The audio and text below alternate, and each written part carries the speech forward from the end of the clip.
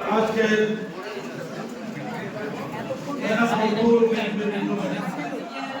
আয়োজিত এই কর্মী সভার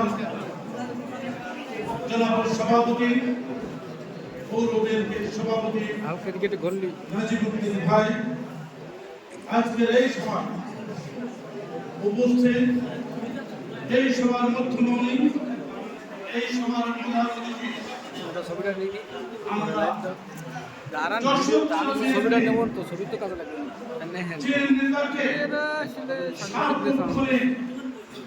দলের পেছনে সময় দিতে দেখেছি, নেতৃত্ব দিতে দেখেছি।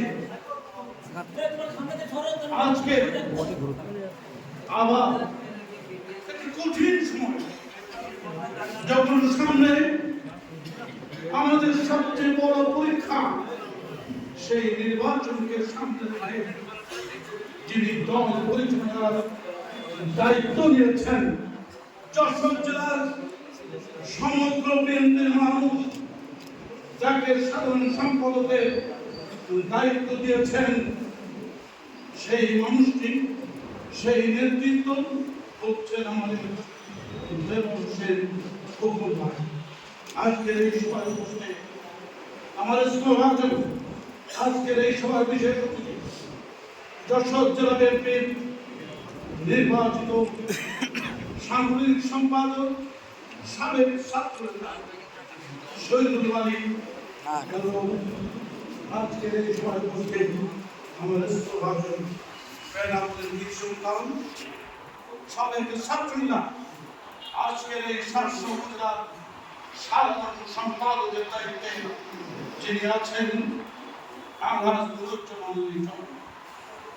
আজকের এই সভায় উপস্থিত আছেন আমাদের অনেক ভাইদের, যেমন নাম বলতে হবে, কার নাম বলবো, কার নাম বাঁধবো, এটি আমি পারবো না।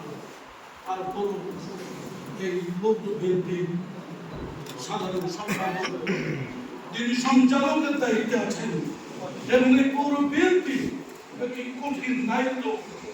যাও, তুমি ওখানে যাও, অমুক থাকো, তবু ওখানে যাও, ওরা সেক্রেটারি বলছে গেছে, ওরা সেক্রেটারি আক্রমণ করছে, তোমরা কেন পিছিয়ে রাখো?